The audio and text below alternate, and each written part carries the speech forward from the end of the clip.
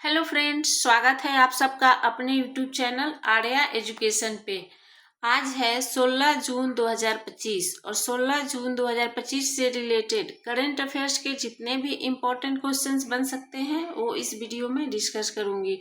तो चलिए शुरू करते हैं। आज का पहला क्वेश्चन यह है। आज का पहला क्वेश्चन, हाल ही में भारत और किस देश के बीच संयुक्त सैन्य अभ्यास शक्ति 2025 के 8वें संस्करण का आयोजन किया जाएगा?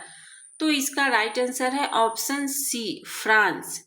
फ्रांस और अपना देश भारत के बीच संयुक्त सैन्य अभ्यास शक्ति 2025 के 8वें संस्करण का आयोजन किया जाएगा। अब इसे डिटेल में समझते हैं।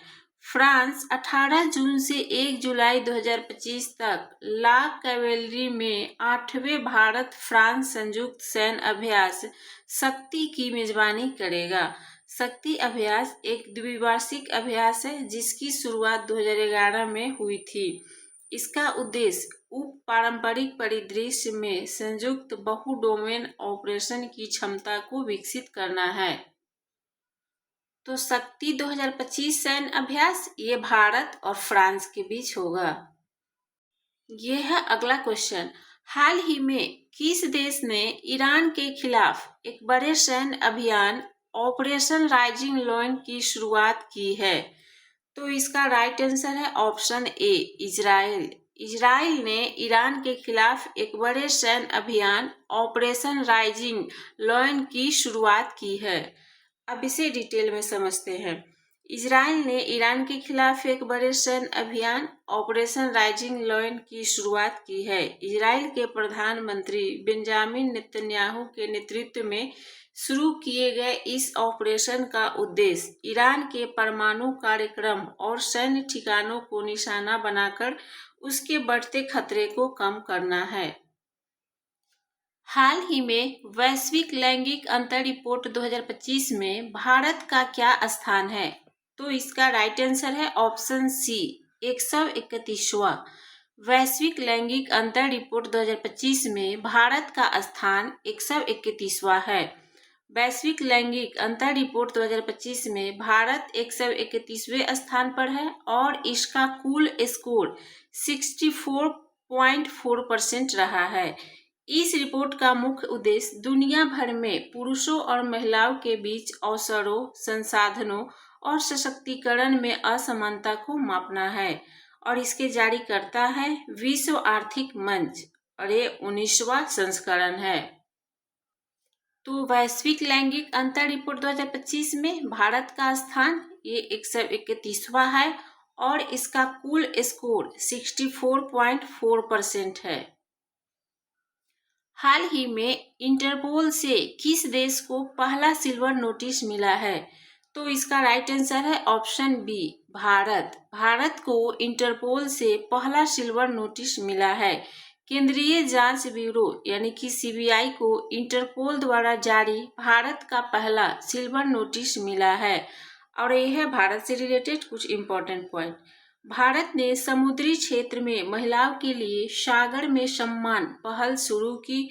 भारत 2025-26 सत्र के लिए एशियाई उत्पादकता संगठन का अध्यक्ष बना।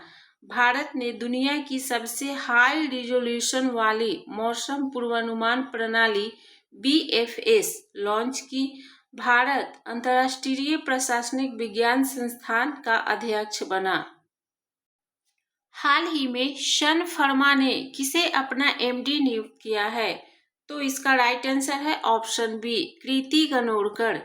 कृति गनोरकर को शन फर्मा ने अपना प्रबंध निदेशक यानी कि MD नियुक्त किया है।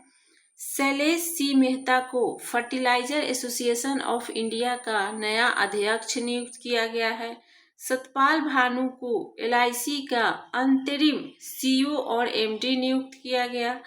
NS संजय गौड़ा ने गुजरात हाईकोर्ट के न्यायाधीश के रूप में शपथ ली। तो यहाँ शन फार्मा का MD ये कृति गनोरकर को नियुक्त किया गया है। हाल ही में किस राज्य ने औद्योगिक विकास को बढ़ावा देने के लिए उद्योग क्रांति पहल की शुरुआत की है? तो इसका राइट आंसर है ऑप्शन सी पंजाब। पंजाब राज्य ने औद्योगिक विकास को बढ़ावा देने के लिए उद्योग क्रांति पहल की शुरुआत की है। और यह है पंजाब से रिलेटेड कुछ इंपॉर्टेंट पॉइंट। पंजाब सरकार ने महिलाओं की सुरक्षा के लिए प्रोजेक्ट हिफाजत शुरू किया। पंजाब अपनी विधानसभा में सांकेतिक भाषा शुरू करेगा। पंजाब ने कपास की खेती में 20% की वृद्धि दर्ज की है। पंजाब की विधानसभा ने सर्च इंजन लॉन्च किया। पंजाब ने मध्य प्रदेश को हराकर 15वीं हॉकी इंडिया सीनियर पुरुष राष्ट्रीय चैंपियनशिप जीती है। हाल ही में भारत ने किस देश को दुर्लभ मृदा के निर्यात पर रोक लगा दी है? तो इसका राइट आंसर है ऑप्शन ए जापान। अपना देश भारत ने जापान को दुर्लभ मृदा के निर्यात पर रोक लगा दी है। अब यह है जापान से रिलेटेड कुछ पॉइंट। जापान ने 6 घंटे में 3D प्रिंटेड रेलवे स्टेशन बनाया। नागालैंड के 25वें हॉर्नबिल महोत्सव में जापान को साझेदार देश के रूप में घोषित किया गया। जापान ने भारतीय स्टार्टअप्स के साथ मिलकर अंतरिक्ष मलबे से निपटने के लिए लेजर से लैस उपग्रहों का अध्ययन करने का फैसला किया। हाल ही में कर्नाटक के मुख्यमंत्री ने कृषि पंपों को सौर ऊर्जा से चलाने के लिए कुसुम सी परियोजना का उद्घाटन कहाँ किया है?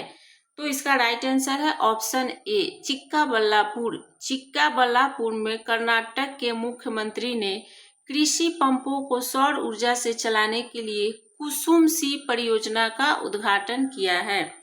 कर्नाटक के मुख्यमंत्री श्री सिद्धारमैया ने चिक्काबल्लापुर जिले के गौरीबिदनूर में प्रधानमंत्री किसान ऊर्जा सुरक्षा एवं उत्थान महाअभियान पीएम कुसुम के अंतर्गत कुसुम सी परियोजना का उद्घाटन किया है। इस योजना के अंतर्गत राज्य सरकार 50% और केंद्र सरकार 30% सब्सिडी देगी। तो कुसुम सी परियोजना का उद्घाटन ये कर्नाटक के मुख्यमंत्री ने की है। हाल ही में जारी भारत के लोकपाल का नया आदर्श वाक्य क्या है? तो इसका राइट आंसर है ऑप्शन ए नागरिकों को सशक्त बनाए, भ्रष्टाचार को उजागर करे। ये भारत के लोकपाल का नया आदर्श वाक्य है।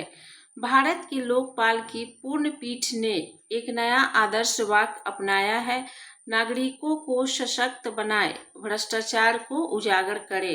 लोकपाल का गठन भ्रष्टाचार की शिकायतों की निष्पक्ष जांच और भ्रष्टाचार के विरुद्ध कार्रवाई सुनिश्चित करने के लिए किया गया था।